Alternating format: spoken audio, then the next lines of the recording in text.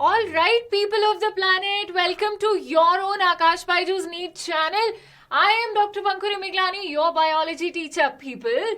Today we are going to talk about the last section of this chapter, the strategies, which is about plant tissue culture. अभी शनिवार को Saturday को जो class हुई थी उसमें मैम ने आपको माइक्रो प्रोपोगेशन और प्लांट टिश्यू कल्चर टेक्निक के बारे में बताया और अपन ने ये रियलाइज किया यार ये तो बड़ा अमेजिंग है, कम टाइम में इतने सारे छोटे छोटे प्लांट्स विद डिजायर्ड कैरेक्टर्स आपको मिल सकते हैं, है ना. तो अपन अगर प्रोडक्टिविटी की बात कर रहे हैं या productivity and desired features, come time में हमें अच्छा क्रॉप मिल जाए, अच्छा प्लांट मिल जाए, तो using the idea technique of vegetative propagation, क्योंकि प्लांट्स के पास वो सुपर पावर है, या and knowing the property of totipotency like we discussed on Saturday. If you haven't watched the session, please watch that session. Plant tissue culture is a very very important topic, है ना. तो ये एक बहुत ही बढ़िया और मॉडर्न टेक्निक है. NC का exam is right here if you haven't registered for it. अभी के अभी लिंक दिया हुआ है डिस्क्रिप्शन बॉक्स में, उसको क्लिक करो और एनसी का एग्जाम जरूर जरूर दो, चाहे आपको लगता है कि आपकी तैयारी है या नहीं है. एग्जाम देना, परीक्षा देनी बहुत जरूरी है. एमबीबीएस मिशन एमबीबीएस की सीरीज क्लास 11th और 12th की अलग अलग चैनल पर चल रही है with all your favourite teachers. उसकी अलग अलग प्लेलिस्ट भी मिलेगी. अगर कोई चैप्टर ऐसा है जो आपको मैम से पढ़ना है, आप नहीं थे तब चैनल पे क्लास में, प्लांट किंगडम में नहीं थे, सेल डिविजन में नहीं थे, एनाटॉमी में नहीं थे, या आपको मैम से दोबारा पढ़ना, रिवाइज करना है, तो अब आपका कोई वक्त नहीं लगेगा. आप प्ले लिस्ट में चैप्टर वाइज सेशंस को देख सकते हैं. Is that clear? And there are other series also which are running on the channel. I would suggest channel को, प्लेलिस्ट को एक्सप्लोर कीजिए. एक्सप्लोर करने के बाद अगर आपकी कोई भी सजेशंस हैं that we should do this on the channel or we should not do something on the channel, तो उसको जरूर जरूर इस सर्वे फॉर्म में लिखिए. The link to student survey form is again in the description box. Don't miss out these opportunities to voice out your beautiful opinions. People, the best way to have a schedule, have a set schedule and not miss any amazing classes from ma'am and sirs, join the official telegram group. You get the schedule day and night कि आज 1 बजे ये class है, 12 बजे chemistry की class है, 6 बजे bio की क्लास है, 5 बजे फिजिक्स की क्लास है. भाई क्यों मिस करनी है? इतनी प्रोडक्टिविटी है चैनल पे और इतनी क्वालिटी है, like we are talking in this chapter of strategies. Why not follow the schedule? So to follow the schedule and make it your own schedule, please join the official telegram group. Last but not the least, please like this session and share this session with entire janta. You know, all the people who are your friends, so-called enemies, neighbors, relatives, non-relatives, distant and far and close. Share it with everybody because we have to spread the news and idea of quality education which happens on Akash Baiju's NEET channel. Now, PTC, plant tissue culture, the basic idea or foundation of PTC we have laid in Saturday's class. है ना? आज इसको continue करेंगे. मैंने आपको animations के through और अपनी कहानी के थ्रू टेक्निक समझाई कि पीटीसी इतनी कोई मुश्किल टेक्निक नहीं है, लेकिन आपको न्यूट्रिएंट मीडियम का, और क्या बोला था मैंने, what was the one major thing, aseptic conditions और स्टेराइल कंडीशंस का बहुत बहुत ध्यान रखना है. बात सही है, पूरी रजिस्टर्ड है ब्रेन में. यार अब मेरे पास रिजल्ट क्या आया, मैंने सारा न्यूट्रिएंट मीडियम डाल दिया, शुगर सोर्स डाल दिया, आपको पिछली क्लास से याद होना चाहिए. See now we are continuing a topic, इसलिए क्लासेस को मिस ना कीजिए. और मान लीजिए आपने लाइव क्लास मिस कर ली. कई सारे बच्चे मुझे लिखते हैं, परमिशन मांगते हैं, मैम मैं लाइव क्लास नहीं आज अटेंड कर पाऊंगी. बेटा दैट इज ओके, लेकिन उसको बाद में जरूर देख लीजिए, रात को, सुबह, जब आपके पास टाइम है, हाँ, ताकि नेक्स्ट सेशन में जब आप आओ तो आपकी कंटिन्यूटी बनी रहे. फटाफट सेशन को शेयर कीजिए and I want everybody to click on that like button right now, देर ही नहीं लगानी. तो उसके बाद जो मेरे पास रिजल्ट आया, जाहिर सी बात है कि ये वेजिटेटिव मेथड है, इसमें कोई मेल और फीमेल गैमेट्स का साथ में आना नहीं हुआ है ना. This is asexual mode of reproduction. तो प्लांटलेट्स जो मेरे पास बने, they are going to be identical to the parent plant, जहां से आपने वेजिटेटिव ऑर्गन या एक्स प्लांट लिया, है ना. You should be very clear with explant. Root है, स्टेम है, लीफ है, तो they are exact copies of the original plant. और एसेक्सुअल रिप्रोडक्शन में हमने 11th में, 12th में हमेशा पढ़ा है कि these identical copies are called as clones. Clones is a very common word, है ना. Clones is a mirror image of the. अच्छा, प्लांटलेट्स एक दूसरे से भी सिमिलर हैं और पेरेंट से भी सिमिलर है ना. तो जेनेटिकली आइडेंटिकल, भाई जीनोटाइप ही सेम है. मैं काम जीनोटाइप पे कर रही हूं तो फिनोटाइप भी सेम होगा, कैरेक्टरिस्टिक्स भी सेम होंगे ना बाबा. भाई अगर सॉफ्टवेयर ही सेम है तो फंक्शन भी सेम है. Genetically identical plants produced by PTC using somatic cells. Somatic cell का मतलब मैंने बता दिया था क्या होता है. These are vegetative cells, not gametes. Somatic मतलब bodily cells, tissues, cells of the plants. Now these are called soma clones. Soma clone term kahan se aayi? Soma is from the somatic cells which are used in this technique, and clones is the identity, the similar, the same mirror copy identity of the various plantlets with respect to each other and the parent. तो ये जो term है भाई, plant tissue culture से जो plantlet आएंगे उनको क्या बोलते हैं, इस पे सवाल आ गया तो आपका गलत हो ही नहीं सकता. अब मैंने इस पीटीसी टेक्निक को तो समझ लिया, अब मैं इसको कहाँ अप्लाई करूंगी. याद करो, प्लांट ब्रीडिंग की हमने 4 क्लासेस की हैं. तो सबसे पहले अपन टेक्निक को समझते हैं कि भैया ये प्लांट ब्रीडिंग होती है, इसके ये कन्वेंशनल स्टेप्स हैं. उसके बाद हम देखते हैं कि उसको अप्लाई कैसे करना है. कि भाई मैं डिजीज रेजिस्टेंट प्लांट्स क्रिएट कर सकती हूँ, बायोफोर्टिफाइड प्लांट्स क्रिएट कर सकती हूँ, इंसेक्ट रेजिस्टेंट. अब हम देखेंगे पीटीसी की एप्लीकेशन क्या है. तो इसमें भी सबसे पहले आ जाता है डिजीज फ्री प्लांट्स क्रिएट करना. हाँ, डिजीज फ्री प्लांट्स क्रिएट करना. और मैंने आपको ये प्लांट टिश्यू कल्चर की पहली क्लास में ही बताया था जो सैटरडे को हुई थी, कि जो मेरिस्टेमेटिक शूट अपाइकल मेरिस्टेम है, जो सैम है यहाँ पे शूट अपाइकल मेरिस्टेम है, वहां से टिश्यू को, मेरिस्टेमेटिक सेल्स को स्पेसिफिकली लेकर सोमा क्लोन्स इसलिए बनाया जाता है जब ब्रीडर को डर होता है कि वायरस इन्फेक्टेड प्लांट है ये, वायरस इन्फेक्टेड प्लांट है ये. कहने का मतलब ये है कि अगर उसको ये डर लगता है कि इस पर्टिकुलर एनवायरमेंटल कंडीशन में और इस पर्टिकुलर जियोग्राफी में ये प्लांट को एक पर्टिकुलर वायरस है, मान लो येलो मोज़ैक वायरस है, मान लो टोबैको मोज़ैक वायरस है, टीएमवी वायरस है, हाँ, ये इसको कोई रोक ही नहीं पाता, ये तो अटैक कर देता है और प्लांट पूरे का पूरा खराब हो जाता है. तो फिर प्लांट ब्रीडर ने पीटीसी टेक्निक को कैसे यूज किया. उसको पता है कि अगर उसको शक है कि बाकी प्लांट बॉडी में वायरस घुस चुका है, लेकिन हमें ये पता है कि एपाइकल मेरिस्टेम पर they are very rapidly dividing cells, virus नहीं टिक सकता है, तो these are usually the uninfected cells. इनको लेकर जब मैंने न्यूट्रिएंट मीडियम में डाला, ये डिवाइड करेंगे, दोबारा से डिफरेंशिएशन होगी, रीडिफरेंशिएशन होगी, डी डिफरेंशिएशन, वो सारी कहानी होगी, and I will get progenies और soma clones which are not virus infected. सही बात है, ये याद रखिएगा. This is a very important, I tell you, assertion reason question also, कि क्यों मैंने एजर्शन रीजन है कि क्यों मैंने शूट अपाइकल मेरिस्टेम यूज किया पीटीसी टेक्निक में. क्यों मतलब एजर्शन रीजन. तो why, because meristematic cells are the only cells to not be affected by virus. अगर वो परमानेंट टिश्यू है, भाई पैरेन्काइमा है, कॉलन, वहां पे वायरस के पास पूरा वक्त है, पूरा स्पेस है डिवाइड होना और इन्फेक्ट करने का.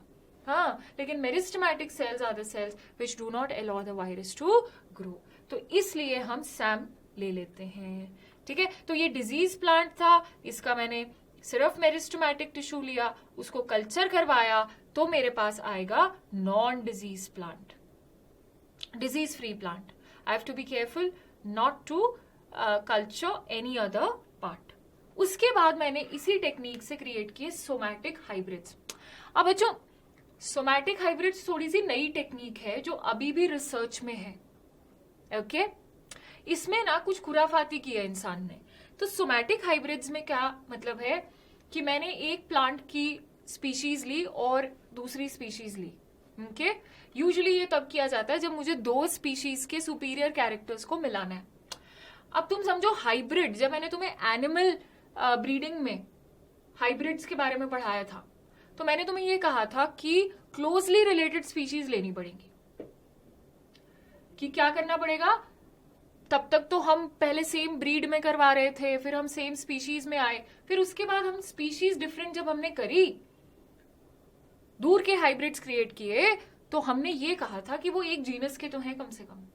तो ऐसा ही कुछ सोमैटिक हाइब्रिड्स में हो रहा है, और मैं यूज कर रही हूं सोमैटिक सेल्स। दोबारा से मैं सोमैटिक सेल्स बोले तो वेजिटेटिव सेल्स। प्लांट्स में हम सोमैटिक के लिए एक टर्म यूज करते हैं, वेजिटेटिव सेल्स। अब वेजिटेटिव सेल तो मैं अब तक ये पता है, इट इज रूट, स्टेम और लीफ। तो सबसे पहले मैं क्या करती हूँ, सेल वॉल रिमूव कर देती हूँ। जब भी मुझे सोमैटिक हाइब्रिड्स क्रिएट कर रहे हैं ना बच्चों, तो यहां पे मेरे पास जर्म सेल नहीं है, गैमेट्स नहीं है, पॉलन ग्रेन और एग नहीं है, मुझे सोमैटिक सेल्स को मिलाना है यार। और सोमैटिक सेल में जो सेल वॉल है ना, उसको डेड एलिमेंट को मैं रिमूव करूंगी, सेल्यूलेज एंजाइम सब फॉर एग्जाम्पल, डाइजेस्ट करवा दिया। तो जो लिविंग कॉम्पोनेंट है मेम्ब्रेन वाला और अंदर साइटोप्लाज्म यानी कि प्रोटोप्लास्ट है, एक्चुअली मुझे उसकी फ्यूजन करवानी है। Okay, so protoplast is the living cell without the cell wall. बोले तो the living components are what, cell membrane और तुम्हारा पूरे का पूरा साइटोप्लाज्मिक कंटेंट। सही बात है। तो अब तक ये एक एक्सपेरिमेंट किया गया था which is not very successful, इसको कमर्शियलाइज नहीं किया गया है, लेकिन मोर सच एक्सपेरिमेंट्स आर गोइंग ऑन। हाँ, तो देखो क्लोजली रिलेटेड स्पीशीज है या नहीं है, दोनों क्लोजली रिलेटेड स्पीशीज हैं, टमेटो एंड पोटैटो। सो हमने क्या किया, पोटैटो सेल का और पोटैटो का और टमेटो के सेल्स का सेल वॉल डाइजेस्ट करके प्रोटोप्लास्ट आइसोलेट कर लिया, फॉर एग्जाम्पल सेल्यूलेज एंजाइम ले लिया। ठीक है, अब हमने इन सेल्स को फ्यूज करवाया। इन सेल्स को क्या करवाया हमने, फ्यूज करवाया after the cell wall is broken down. ठीक है, आइसोलेशन ऑफ प्रोटोप्लास्ट के बाद what did I do, I fuse them. अब इनको फ्यूज करवाने के केमिकल मेथड्स भी हो सकते हैं, फिजिकल मेथड्स भी हो सकते हैं। जो मेथड्स आपको ध्यान में रखने हैं, those are, physical method is electrofusion, ठीक है, electric fusion. Chemical methods are favoured, ये है chemical method, this is better.